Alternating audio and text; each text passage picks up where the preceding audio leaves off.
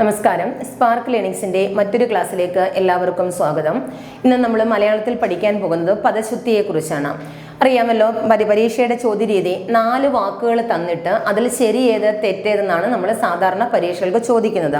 അപ്പോൾ ഈ 4 വാക്കുകൾക്ക് ഏതെങ്കിലും 4 വാക്കുകളും വായിക്കുമ്പോൾ അല്ലെങ്കിൽ ഉച്ചരിക്കുമ്പോൾ ഒരേ ഉച്ചാരണ രീതി ആയിരിക്കും. പക്ഷെ അതിൽ ഏതെങ്കിലും ഒരക്ഷരത്തിനായിരിക്കും വ്യത്യാസം വരുന്നത്. ആ അക്ഷരം വരുമ്പോൾ അക്ഷരങ്ങൾക്ക് എല്ലാത്തിനും അതിൻ്റെതായ അർത്ഥങ്ങളുണ്ട്. ഓരോ അക്ഷരങ്ങൾ മാറുമ്പോഴും അതിൻ്റെതായ അർത്ഥത്തിന് വ്യത്യാസം വരുന്നുണ്ട്. അപ്പോൾ ഈ അക്ഷരങ്ങൾ എങ്ങനെയാണ് അല്ലെങ്കിൽ ഇത് എങ്ങനെയാണ് പദശുദ്ധി ശരിയേത് തെറ്റേതെന്ന് കണ്ടുപിടിക്കണമെങ്കിൽ നമുക്ക് ആ പദത്തിൻ്റെ യഥാർത്ഥ അർത്ഥവും ആ പദവുമായി ബന്ധപ്പെട്ടുള്ള വരുന്ന സാഹചര്യങ്ങളിലൂടെ നമുക്ക് നോക്കിയാൽ മാത്രമേ ഏത് പദമാണ് ശരി ഏത് പദമാണ് തെറ്റ് എന്ന് നമുക്ക് മനസ്സിലാക്കാൻ പറ്റും. അപ്പോൾ കുറേ പദങ്ങൾ നമ്മൾ തുടർച്ചയായിട്ട് എല്ലാ എക്സാമുകൾക്കും ചോദിക്കുന്ന കുറച്ച് പദങ്ങളുണ്ട്. അപ്പോൾ ആ കുറേ പദങ്ങൾ നമുക്ക് ഈ ക്ലാസ്സിൽ പദശുദ്ധിയിലൂടെ നമുക്ക് മനസ്സിലാക്കാം. ആദ്യത്തെ ഇതാണ് നമുക്ക് പഠിക്കാനുള്ളത് അവധി. സാധാരണ നമ്മൾ പറയുന്നതാണ് അവധി എന്ന് പറയാറുണ്ട്. ഈ അവധി എന്ന് പറയുമ്പോൾ തന്നെ നമുക്കറിയാം ലീവ് എടുക്കുക എന്ന അർത്ഥത്തിൽ അവധി. നോക്കിക്കേ, ആദ്യത്തേത് കൊടുത്തിരിക്കുന്നത് തെറ്റാണ്, രണ്ടാമതാണ് ശരിയായിട്ട് കൊടുത്തിരിക്കുന്നത്. ഇതിൽ അവധി എന്നാണ് കൊടുത്തിരിക്കുന്നത്, അത് തെറ്റാണ്. അതർത്ഥം അതെന്താണ്? അവധി. ഇപ്പൊ അവധി എന്ന് പറയുമ്പോൾ തന്നെ നമ്മൾ സാധാരണ ഉച്ചരിക്കുമ്പോൾ അവധി അവധി അവധി ഇങ്ങനെ അങ്ങ് പറഞ്ഞു പോകാറുണ്ട്. അതിൽ അവധി എന്ന അക്ഷരത്തിന്റെ ധ എന്ന അക്ഷരം ഏത് അക്ഷരത്തെയാണ് സൂചിപ്പിക്കുന്നത് വെച്ചാൽ ഇത് ഘോഷം ധായാണ്. ഘോഷം ധായാണ് അവധിയിൽ. ധ ഏതെന്ന് ചോദിച്ചാൽ ഘോഷം ധായാണ് നമുക്ക് അവധിയിൽ ശരിയായിട്ട് പറയേണ്ടത്. അപ്പോൾ പദം ഏതെന്ന് ചോദിച്ചാൽ അവധിയാണ്, അവധി അല്ല. അടുത്ത നോക്കിക്കേ, അവറ്റകൾ. നമ്മൾ സ്വാഭാവികമായിട്ടും പറയുന്നതാണ് അവറ്റകൾ വെറും മോശമാണ് എന്ന് പറയാറുണ്ട്, അല്ലെങ്കിൽ അവറ്റകളെ കൊണ്ട് സഹിക്കാൻ വയ്യ. ഇങ്ങനെയൊക്കെ നമ്മൾ സാധാരണ ഉപയോഗിക്കുന്ന ഒരു പദമാണ്. അതിൻ്റെ ശരിയായ രൂപം ഏതെന്ന് വെച്ചാൽ അവ എന്ന് പറഞ്ഞാൽ മതി. അത് എന്ന അർത്ഥത്തിൽ അവ എന്ന പദമാണ് നമുക്കിവിടെ ആവശ്യമായി വരുന്നത്. അതേപോലെ അവശിഷ്ടം. നോക്കിക്കേ, അവശിഷ്ടം എന്ന വാക്ക് ഇതിൽ ഉപയോഗിച്ചിരിക്കുന്ന ഇഠ, അതായത് അവശിഷ്ടത്തിൽ ഠായിക്ക് എന്നാണ് പ്രാധാന്യം കൂടുതൽ. ബാക്കിയെല്ലാം നമുക്ക് എഴുതാൻ പറ്റും. അതിൽ 4 ഓപ്ഷൻ കാണുമ്പോൾ ഏത് ഠായാണ് എന്നാണ് നമുക്ക് ആവശ്യമായി വരുന്നത്. ഏത് ഠായായിരിക്കും? നോക്കിക്കേ, ഈ ഠാ നമുക്ക് സ്വാഭാവികമായിട്ടും വരുന്നതാണ്. അതിനുശേഷമുള്ള ഠായാണ് ഇത്. അതിൽ ഏതാണ് എന്ന് ചോദിച്ചാൽ അവശിഷ്ടം ശരിയായിട്ടുള്ളതാണ്. ഇതെന്താണ് വായിക്കുന്നത്? ഈ ഠാ ഏതെന്ന് ചോദിച്ചാൽ അധികരം ഇഠായാണ്. കരം അധികരം ഇഠ. അടുത്തതാണ് അവശിഷ്ടം. അവശിഷ്ടം ശരിയായിട്ടുള്ളത് കരം ടാ മതി. അതാണ് നമുക്ക് അവശിഷ്ടത്തില് ഷായും ടായും കൂടി മതി. അവശിഷ്ടം അത് കടുപ്പിച്ചു പറയേണ്ട ഖരാം രീതിയിൽ അവശിഷ്ടം എന്നാണ് നമ്മൾ ഉച്ചരിക്കേണ്ടത്. അതുപോലെ അവൽ. അവൽ എന്ന പദത്തിന് ശ്രദ്ധിച്ചേ, നമ്മൾ സാധാരണ പറയുന്നതാണ് അവിൽ എന്നാണ് നമുക്ക് ഉപയോഗിക്കേണ്ടത്. അവൽ എന്നാണ് നമ്മൾ വീടുകളിൽ നമ്മൾ സാധാരണ ഉപയോഗിക്കുന്നത്. അവിൽ എന്നാണ്, അവൽ എന്നാണ്. ശരിയായ പദം ഏതെന്ന് വെച്ചാൽ അവൽ എന്നാണ്. അവസ്ഥ. നോക്കിക്ക്, ഏത് തായാണെന്ന്? അധികരം ഇത്തായാണ്. അവസ്ഥയ്ക്ക് ആവശ്യമായിട്ടുള്ള അവസ്ഥയ്ക്ക് ഏത് പദമാണ് വേണ്ട അക്ഷരമാണ് വേണ്ടത്? അവസ്ഥ. ഏത് തായാണ്? അധികരം ഇത്ത, അവസ്ഥ. അതുപോലെ അവധി നമ്മൾ പറഞ്ഞല്ലോ, കോശം ധായാണ് അവധിക്ക്. അങ്ങനെ എന്നൊരു വാക്കില്ല, അങ്ങനെ. എങ്ങനെയാണ് വരേണ്ടത്? അങ്ങനെ. നേക്കാണ് യകാര ശബ്ദം വരേണ്ടത്. അങ്ങനെ. അപ്പൊ നോക്കിക്കോ ഒന്നുകൂടെ, അവധി, അവ. അതേപോലെ അവശിഷ്ടം, അത് ശിഷ്ടം കരം രീതിയിൽ പറഞ്ഞാൽ മതി, അവശിഷ്ടം. അതുപോലെ അവിൽ, അവസ്ഥ, അവധി, അങ്ങനെ. ഇത് കുറച്ച് പ്രാവശ്യം 2 പ്രാവശ്യം വായിച്ചു നോക്കുമ്പോൾ നമുക്കതിൻ്റെ ഉച്ചാരണ രീതിയിൽ മനസ്സിലാക്കി കഴിഞ്ഞാൽ ഈ ഭാഗത്ത് നമുക്ക് 1 മാർക്ക് സ്കോർ ചെയ്യാവുന്നതാണ്. അല്ലെങ്കിൽ നമ്മൾ എപ്പോഴും പറയുന്നത് ഉച്ചരിക്കുന്നത് ഇതാണ്, അല്ലെങ്കിൽ. ഇത് തെറ്റാണ്. അല്ലെങ്കിൽ എന്നാണ്. അല്ലെങ്കിൽ എന്ന ശബ്ദമാണ് ഉപയോഗിക്കേണ്ടത്. ലായിക്കാണ് യകാര ശബ്ദം കൊടുക്കേണ്ടത്. അങ്ങനെ, അല്ലെങ്കിൽ ലേ എന്നാണ് വരേണ്ടത്. അല്ലെങ്കിൽ, അല്ലെന്ന്. അതുപോലെ അഖിലം. കണ്ടോ, അഖിലത്തിന് ഇക്ക, അധികരം ഇക്കയാണ് ഉപയോഗിക്കുന്നത്. അഖിലം മുഴുവനും എന്നാണ് അർത്ഥം. അഖിലം മുഴുവനും. അധപ്പതനം. നോക്കിക്കേ, അധപ്പതനത്തിന്റെ പ്രത്യേകത നമ്മൾ സാധാരണ എഴുതി പോകുന്നത് ഈ അധപ്പതനമാണ്. അധപ്പതനം എഴുതുന്നത് എങ്ങനെ ചോദിച്ചാൽ വിസർഗമാണ് കൊടുക്കേണ്ടത്. അധപതനം എന്നാണ്. അധപതനം, അതായത് വിസർഗ ചിഹ്നം ഉപയോഗിക്കുമ്പോൾ നമ്മുടെ ഉള്ളിൽ നിന്നും പുറത്തേക്ക് പോകേണ്ട സൗണ്ട് ഹ എന്ന സൗണ്ടാണ്. അധ പതനം എന്നാണ് നമ്മൾ ഉച്ചരിക്കേണ്ടത്. അതേപോലെ അധകൃതർ. ഇവിടെയും വിസർഗമാണ് വരേണ്ടത്. അധകൃതർ. അന്ധക്കരണം, അന്ധക്കരണം ക ഇരട്ടിക്കേണ്ട, ഇവിടെ ഒരു സിംഗിൾ ക, ഒരു ക മതി. ഇവിടെയും വിസർഗമാണ് വരേണ്ടത്. അന്ധകരണം, അന്ധകരണം എന്നാണ് വായിക്കേണ്ടത്. അധകൃതർ അന്ധകരണം. അതുപോലെ അന്ധസംഘർഷം എങ്ങനെയാണ് വായിക്കുന്നത്? അന്ധസംഘർഷം. ഇവിടെയും വിസർഗമാണ് ഉപയോഗിക്കേണ്ടത്. അപ്പൊ ഇവിടെ അല്ലെങ്കിൽ എങ്ങനെയാണ് പദം? അല്ലെങ്കിൽ, അല്ലെന്ന്, അഖിലം. അഖിലം എന്ന വാക്കിന്റെ അർത്ഥം എന്തായിരുന്നു? മുഴുവനും എന്നാണ്. അതേപോലെ അധപ്പതനം, അധപ്പതിച്ചു, ഇല്ലാതായി, മോശമായി, നാശമായി എന്നൊക്കെയാണ് അർത്ഥം വരുന്നത്. അധകൃതർ, അധകൃതർ താഴ്ന്ന ജാതിയിൽപ്പെട്ടവർ എന്നാണ് അർത്ഥം വരുന്നത്. അധകൃതർ എന്ന വാക്കിന്റെ അർത്ഥം എന്താണ്? താഴ്ന്ന ജാതിയിൽപ്പെട്ടവർ. അതുപോലെ അന്ധകരണം ഏതാണ്? അന്ധകരണം എന്നാണ്. അന്ധകരണം എന്ന വാക്കിന്റെ അർത്ഥം എന്ന് പറഞ്ഞാൽ മനസാക്ഷി. അന്ധകരണം മനസാക്ഷി. അന്ധസംഘർഷം, അന്ധസംഘർഷം എന്നാണ്. സംഘർഷം കൂടുതൽ എന്ന അർത്ഥത്തിൽ സംഘർഷം, വഴക്ക് ഉണ്ടാകുന്ന ഒരു സാഹചര്യം, അന്ധസംഘർഷം. അപ്പൊ ഇവിടെ അല്ലെങ്കിൽ, അല്ലെന്ന്, അഖിലം, അതേപോലെ അധപതനം, അധകൃതർ, അന്ധകരണം, അന്ധസംഘർഷം.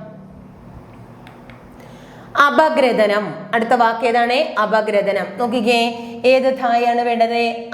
അധികരം, രണ്ടാമത്തെ ഇത്ത. കരം അധികരം, രണ്ടാമത്തെ ഇത്തയാണ് അപഗ്രഥനം എന്ന വാക്കുകൊണ്ട് അർത്ഥമാക്കുന്നത്. അക്ഷരങ്ങളെ കുറിച്ചുള്ള ഒരു ക്ലാസ് നേരത്തെ ഇട്ടുണ്ട്. ക്ലാസ് കാണാത്ത കുട്ടികൾ അത് കയറി കാണുക.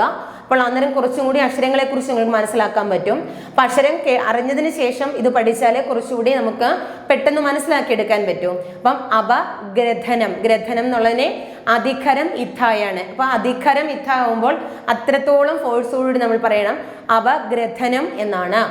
അപരാധി, അപരാധി എന്നാണ്. ഏത് ധായാണ്? കോശം ധായാണ്. അപരാധിക്ക് ഏത് ധായാണ്? കോശം ധായാണ് ഉപയോഗിക്കേണ്ടത്. അപരാധി എന്ന വാക്കിന്റെ അർത്ഥം കുറ്റവാളി എന്നാണ്. അപരാധി എന്ന വാക്കിന്റെ അർത്ഥം എന്താണ്? കുറ്റവാളി. അപകർഷത എന്ന് നമ്മൾ സാധാരണ പറയുന്നുണ്ട്. അപകർഷതാ ബോധം, ആ ഒരു വാക്ക് തെറ്റാണ്. അപകർഷ ബോധം എന്ന് മതി. ഇവിടെ തായുടെ ആവശ്യം വരുന്നില്ല. അപ്പൊ ഇവിടെ താ വേണ്ട, അപകർഷ എന്ന മതി. അപകർഷ ബോധം എന്നാണ്. അപകർഷ എന്ന് മതി. അപകർഷതാ ബോധം എന്നല്ല നമ്മൾ പറയുന്നത്, അപകർഷ എന്നാണ് നമ്മളിവിടെ ഉപയോഗിക്കുന്നത്. അപകർഷ എന്ന വാക്കിനർത്ഥം കുറവ്. അപകർഷ ബോധം, ബോധം ഇല്ലാത്തൊരവസ്ഥ എന്നുള്ള മീനിങ്ങിലാണ്. ബോധം കുറവ് അല്ലെങ്കിൽ ബോധം ഇല്ലാത്തൊരവസ്ഥ എന്ന അർത്ഥത്തിൽ അപകർഷ, കുറവ് എന്നാണ് വാക്കിന്റെ അർത്ഥം വരുന്നത്. അതുപോലെ അപകൃഷ്ടം, ഈ ടാ ഏതാണ്? കരം ടായാണ്. അപകൃഷ്ടം എന്ന വാക്കിന്റെ അർത്ഥം നീചമായത് എന്നാണ് അർത്ഥം. അപകൃഷ്ടം നീചമായത്. അപകൃഷ്ടം എന്ന വാക്കിന്റെ അർത്ഥം നീചമായത്. ഏത് ടായാണ്? കരം ടായാണ്. അപകൃഷ്ടം നീചമായത്. അസഹനീയം, ഇവിടെ രണ്ട് സാ വേണ്ട, ഒരു സായുടെ ആവശ്യമേ ഉള്ളൂ. അസഹനീയം, സഹിക്കാൻ കഴിയുന്നത്, അസഹനീയമായിട്ടുള്ള അവസ്ഥ എന്ന് പറഞ്ഞാൽ എന്താണ്? നമ്മൾ സഹിക്കാൻ കഴിയാത്തത് എന്നാണ് അർത്ഥം. അസഹനീയം, സഹിക്കാൻ കഴിയാത്തത്. അസഹനീയമായ അവസ്ഥ എന്ന് പറയുമ്പോൾ സഹിക്കാൻ കഴിയാത്ത അവസ്ഥ. ഇവിടെ ന്യായിക്ക് നീട്ടിയാണ്, ദീർഘത്തിലാണ് പറയുന്നത്. ഒരു സാമതി, അസഹനീയം എന്നാണ്. അശേഷം, അശേഷം, ഒരു ശാമതി, അശേഷം എന്നാണ്. മുഴുവനും എന്നാണ് വാക്കിന്റെ അർത്ഥം. അശേഷം, മുഴുവനും. അടുത്തത് അസ്തപ്രജ്ഞൻ. നോക്കിക്കേ, അസ്തപ്രജ്ഞൻ കണ്ടോ? ഈ സായും തായും കൂടിയാണ് അസ്തപ്രജ്ഞൻ. ഇതെന്താണ്? അസ്തം എന്ന് പറഞ്ഞാൽ നമ്മുടെ അസ്ഥി എന്നുള്ള അർത്ഥത്തിലാണ്. ഇവിടെ അസ്തപ്രജ്ഞൻ, ബോധം നഷ്ടപ്പെട്ടവൻ എന്നാണ് വാക്കിന്റെ അർത്ഥം. അസ്തപ്രജ്ഞൻ എന്ന വാക്കിന്റെ അർത്ഥം എന്താണ്? ബോധം നഷ്ടപ്പെട്ടവൻ. അപ്പോൾ ഇവിടെ അസ്ത, സായും തായും കൂടി നോക്കുക.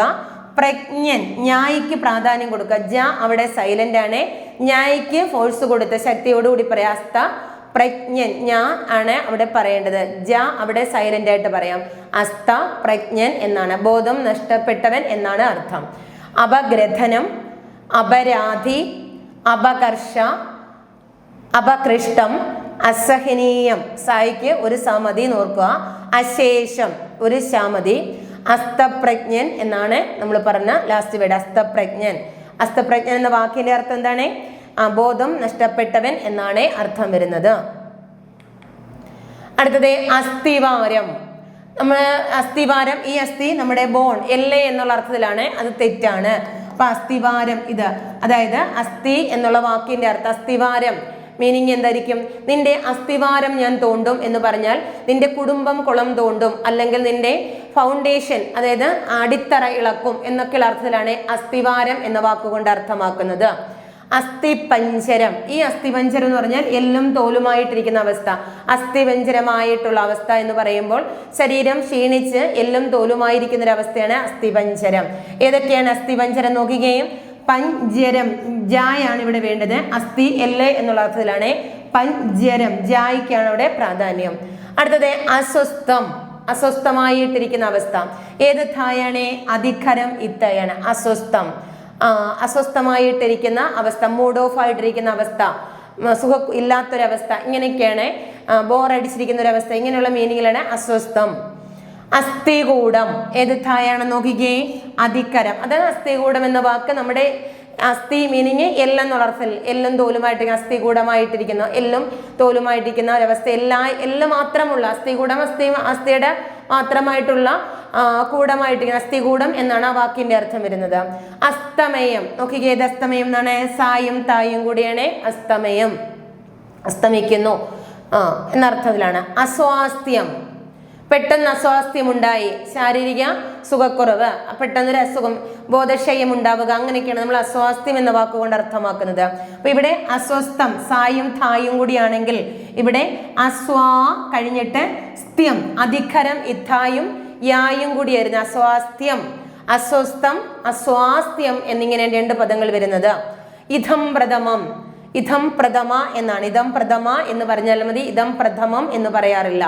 അപ്പൊ ഈ പദങ്ങൾ പഠിക്കുമ്പോൾ ഒരു കാര്യവും ശ്രദ്ധിക്കേണ്ടത്, വാക്യശുദ്ധിയിലും ഇതേപോലെ തന്നെ പദങ്ങൾ ഉപയോഗിക്കാറുണ്ട്. അപ്പോൾ വാക്യശുദ്ധി സെനൻസ് ആയിട്ട് തന്നിട്ട് അതിൽ തെറ്റായ പദം ഏതെന്ന് ചോദിക്കുക, അടിവരയിട്ട പദം ത്തിന്റെ ശരിയായ രൂപം എഴുതുക, ഇങ്ങനെയുള്ള രീതിയിലൊക്കെ ചോദ്യം വരുന്നുണ്ട്. അപ്പം വാക്കുകളുടെ ശരിയായ രൂപം മനസ്സിലാക്കി വെക്കുക എന്നാണ് നമുക്ക് ആവശ്യമായിട്ടുള്ളത്. ഇതം പ്രഥമമല്ല, ഇതം പ്രഥമ എന്നാണ് നമുക്ക് പറയേണ്ടത്. ഇതം പ്രഥമ. ഇതം പ്രഥമ എന്ന വാക്കിന്റെ അർത്ഥം ആദ്യത്തേത്. ഇതം പ്രഥമ എന്ന് പറഞ്ഞാൽ ആദ്യത്തേത്, ഒന്നാമത്തേത് എന്നാണ് അർത്ഥം വരേണ്ടത്. അപ്പം ഇതം പ്രഥമ. ഇപ്പൊ പറഞ്ഞ പദങ്ങൾ നോക്കിക്കേ: അസ്ഥിവാരം, അസ്ഥി പഞ്ചരം, അസ്വസ്ഥം, അസ്ഥികൂടം, അസ്തമയം, അസ്വാസ്ഥ്യം, ഇതം പ്രഥമ. ഇതം പ്രഥമം എന്ന് പറയരുത്, ഇതം പ്രഥമ.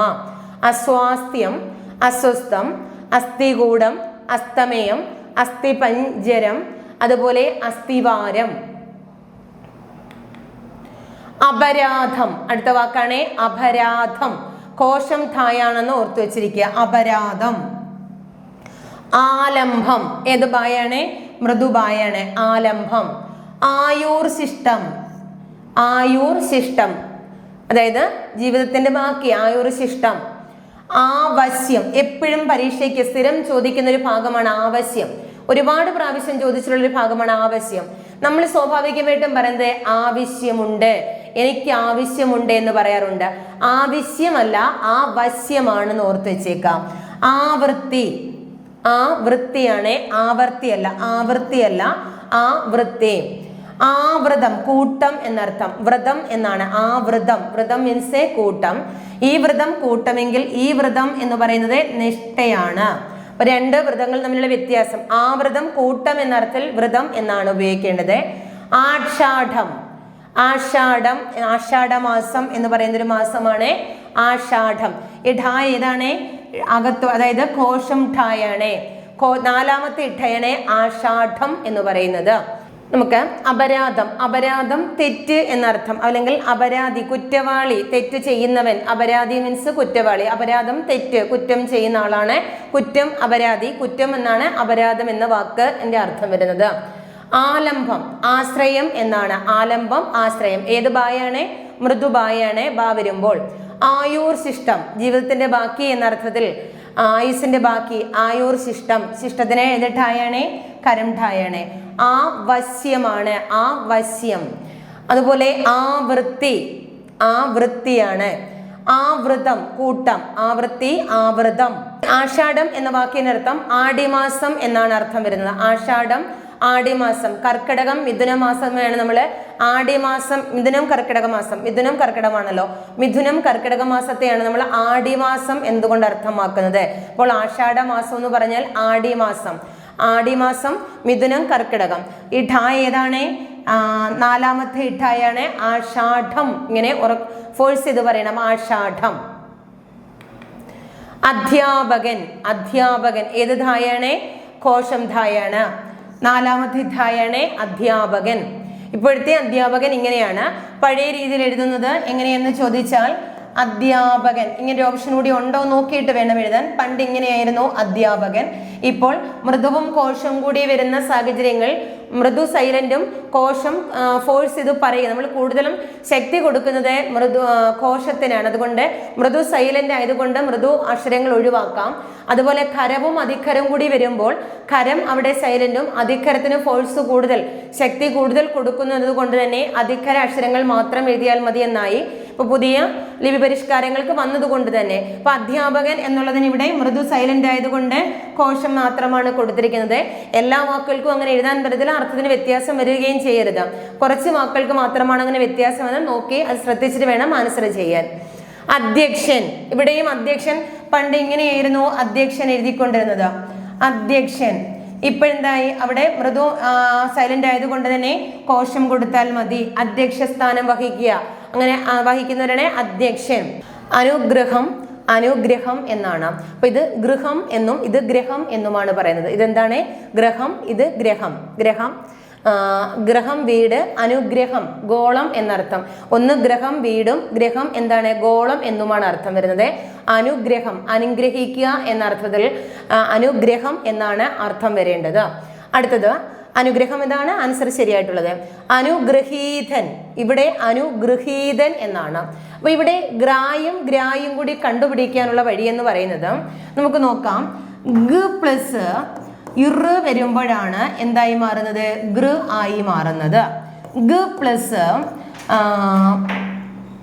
റാ വരുമ്പോഴാണ് ഗ്ര ആയി മാറുന്നത്. അപ്പോൾ നമ്മൾ ശ്രദ്ധിക്കേണ്ടത് ഇറിന്റെ ഉച്ചാരണം വരുമ്പോൾ ഗൃ എന്ന് പറയുക, റായുടെ ഉച്ചാരണം വരുമ്പോൾ ഗ്ര എന്ന് ഉച്ചരിക്കുക. ഇത് ഇറോയും ഇത് റായും ആണെന്ന് മനസ്സിലാക്കുക. ആ ചിഹ്നം മനസ്സിലാക്കി വേണം നമുക്ക് പരീക്ഷയ്ക്ക് പഠിച്ചുകൊണ്ട് പോകാൻ.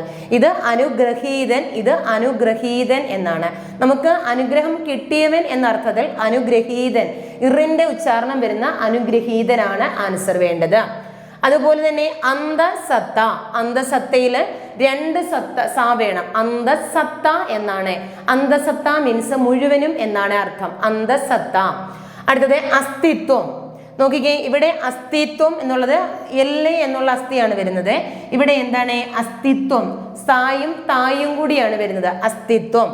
അടിമത്വം അല്ല, അടിമത്തം മതി. അടിമത്തം ആണ് വരേണ്ടത്, അടിമത്വം അല്ല, അടിമത്തം എന്ന് ഉപയോഗിക്കുക. അസ്തിത്വം, അന്തസത്ത, സായിക്ക് അന്തസത്തയ്ക്ക് രണ്ട് സാ വേണം.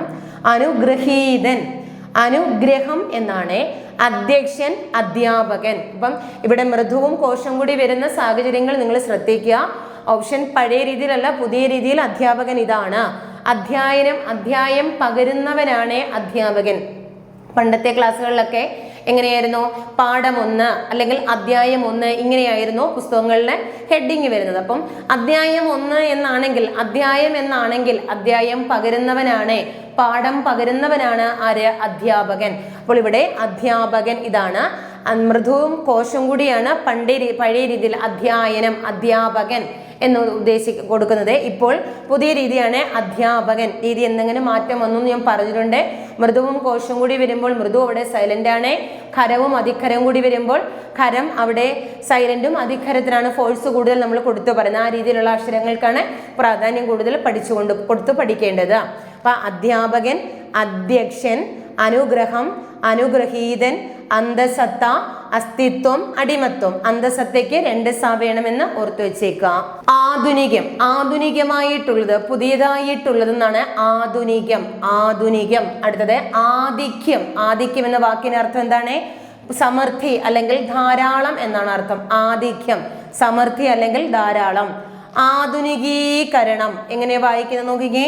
ആധുനികീകരണം എന്നാണ്. ആധുനികീകരണം, പുതുതായി പുതിയതാക്കി തീർത്തത്. ആധുനികീകരണം എന്ന് പറഞ്ഞാൽ പുതിയതാക്കി തീർക്കുക, ആധുനികീകരിക്കുക, പുതിയതാക്കി തീർക്കുക എന്നാണ് അർത്ഥം. ആധുനികീകരണം എന്ന വാക്കിന്റെ അർത്ഥം എന്താണ്?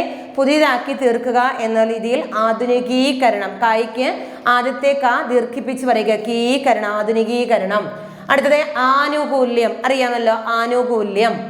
ആന്തരികം, ആന്തരിക അവയവങ്ങൾ എന്ന് പറയാറില്ലേ, ആന്തരികം. ആപാദചൂഡം, മുഴുവനും എന്നാണ് അർത്ഥം. ആപാദചൂഡം. ആപാദചൂഡത്തിന് ഏത് ഢായാണ്? മൃദുഢായാണ്. അതുപോലെ ദ ഏതാണ്? അതും മൃദുതായാണ്. ആപശങ്ക, ആപശങ്ക ഭയമുള്ള എന്നാണ് അർത്ഥം. ആപശങ്ക ഭയമുള്ള. ആപശങ്ക ഏതാണ്?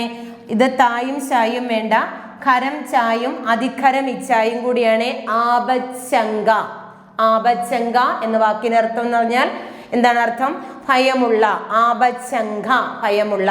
അതേപോലെ ആപാദചൂഡം, ആപാദചൂഡം എന്ന് പറഞ്ഞാൽ മുഴുവനും എന്ന വാക്ക് അർത്ഥം പറഞ്ഞുവെങ്കിലും എന്താണ്? അനുഭവ ക്ഷണത്തിൽ തന്നെ മധുരിക്കുന്നത് എന്ന അർത്ഥം കേട്ടോ. ആദ്യ ക്ഷണത്തിൽ തന്നെ നമ്മൾ പെട്ടെന്ന് കേൾക്കുമ്പോൾ, ഒരു പ്രാവശ്യം കേൾക്കുമ്പോൾ, ആദ്യം കേൾക്കുമ്പോൾ തന്നെ മധുരമാകുന്നതാണ് ആപാദചൂഡം എന്ന വാക്കിന് അർത്ഥം കൽപ്പിക്കുന്നുണ്ട്.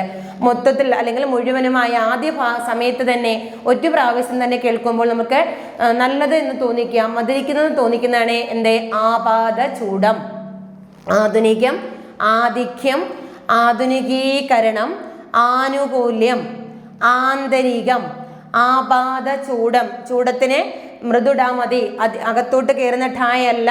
ആപാദചൂഡത്തിനായിട്ട് ഇങ്ങനെ ഒരു ഓപ്ഷൻ വരുന്നു, ഇത് തെറ്റാണ്. ചൂടം എന്താണ്? മൃദുഡാ മതി എന്ന് ഓർത്ത് വെച്ചേക്കുക. ആപശങ്ക ഖരവും അധിഖരം കൂടി വരുന്ന ഇച്ഛയാണ്. ഖരവും അധിഖരം കൂടി വരുന്ന ചായാണെന്ന് മനസ്സിലാക്കുക. ആസ്വാദ്യം നോക്കിക്കേ, ആസ്വാദ്യകരം എന്ന് പറയുന്നത് തെറ്റാണ്. ആസ്വാദ്യം രുചിക്കപ്പെട്ടത്, ടേസ്റ്റ് ഉള്ളത്, നമുക്ക് ദഹിക്കാൻ പറ്റുന്നത്, നമുക്ക് ഇഷ്ടപ്പെടുന്നത് എന്നുള്ള അർത്ഥത്തിലാണ് ആസ്വാദ്യം എന്ന വാക്കുകൊണ്ട് അർത്ഥമാക്കുന്നത്. ആഘോഷം ഏത് ഖായാണ്? നോക്കിക്കേ, നാലാമത്തെ ഇഖ, അതായത് ഘോഷം ഇഖായാണ്. ആഘോഷം. അടുത്തത് ആശ്ചര്യം. ആശ്ചര്യം നോക്കാം, ചായും ചായും കൂടിയാണ് ആശ്ചര്യം. ആകാംക്ഷ, ആകാംക്ഷ ഏത് ഇക്ഷയാണ്? കായും പക്ഷിയുടെ ഇക്ഷ, അതായത് കായും ഷായും കൂടി വരുന്ന ഇക്ഷയാണ് ആകാംക്ഷ. ആദ്യക്ഷ്യം, ആദ്യക്ഷ്യം, ആദ്യക്ഷ്യത്തിന് എന്താണ്? ആദ്യക്ഷം അല്ല, ആദ്യക്ഷ്യം യായുടെ ചിഹ്നം. അതായത് യാ വരുമ്പോൾ, യാ ഇങ്ങനെ എഴുതുമ്പോൾ യായുടെ തല പോകുന്ന ഭാഗമാണ് എന്ത്? ഈ ചിഹ്നം വരുന്നത്. ണ്ടോ? ഇത്രയും ഭാഗമാണ് എന്തായിട്ട് വരുന്നത്? യായുടെ ചിഹ്നമായി വരുന്നത്. അതാണിത്.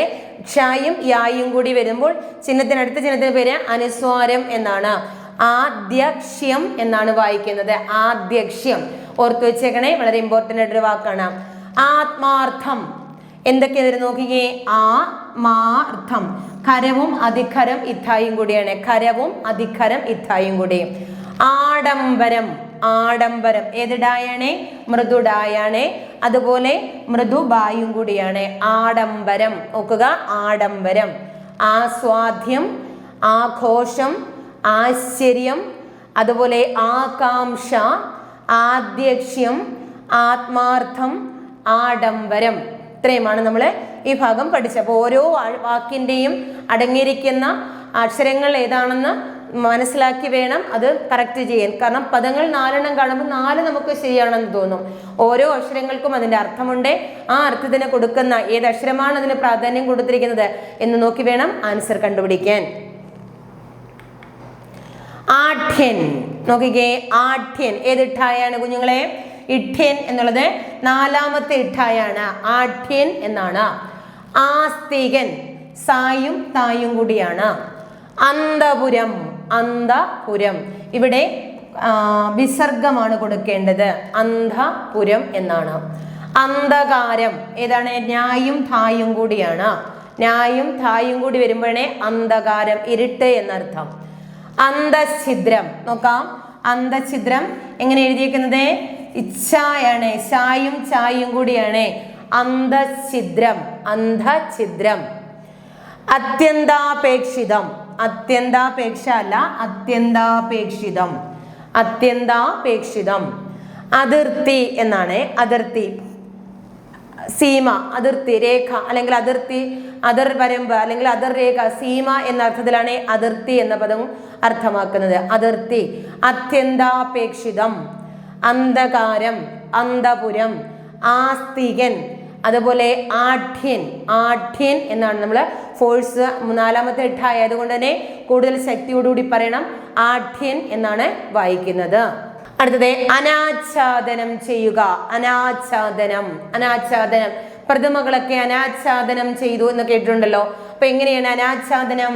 ചായും ഇച്ഛായും കൂടി, ഖരവും അധിഖരം കൂടിയാണ് അനാച്ഛാദനം, ഇച്ഛ വരുന്നത്. അനാച്ഛാദനത്തിൽ ഇച്ഛ ഇതൊക്കെയാണ് ഖരം ചായും അധിഖരം ഇച്ഛായും കൂടിയാണ്.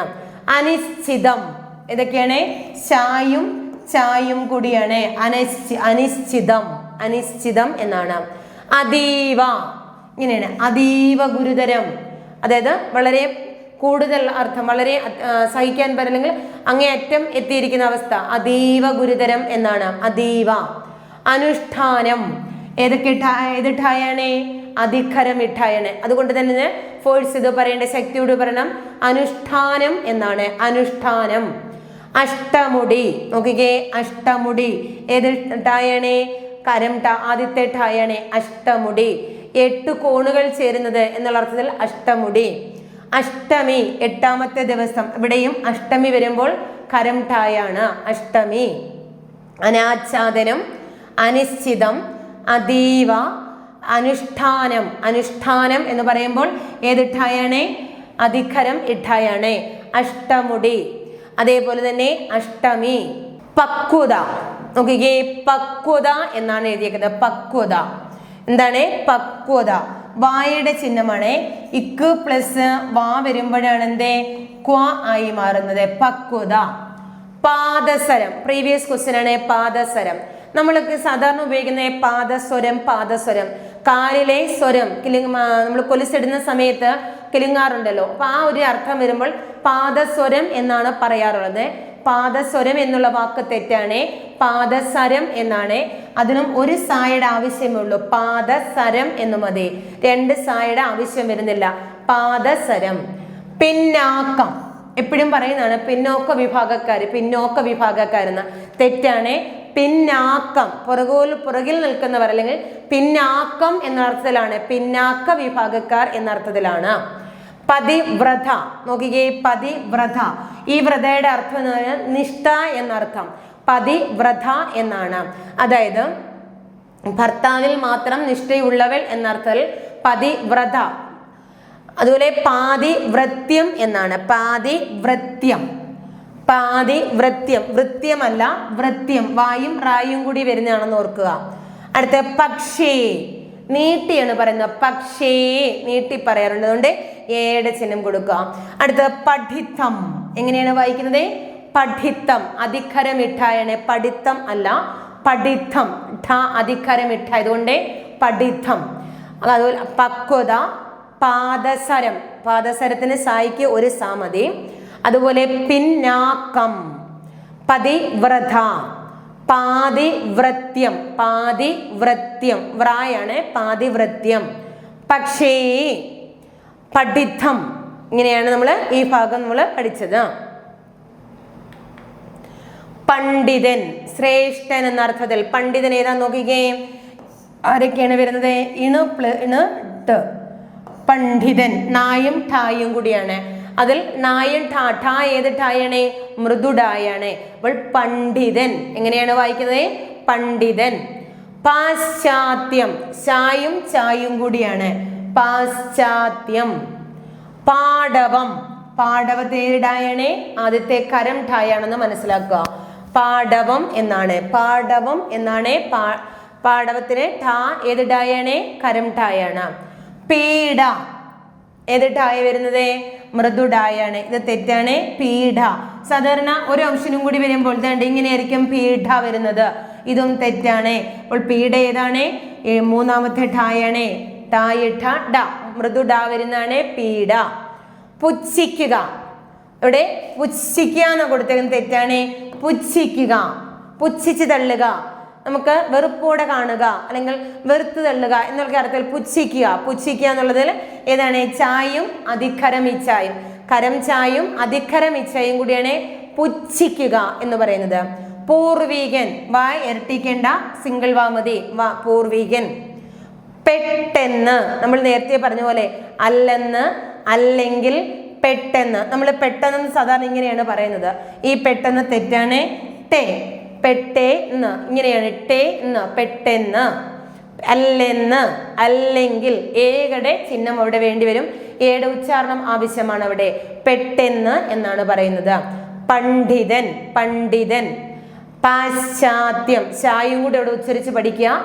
പാശ്ചാത്യം. പാടവം, പാടവം. പീഠ, പീഠ. പുച്ഛിക്കുക, പൂർവികൻ. അതുപോലെ പെട്ടെന്ന്, പെട്ടെന്ന് എന്നാണ്.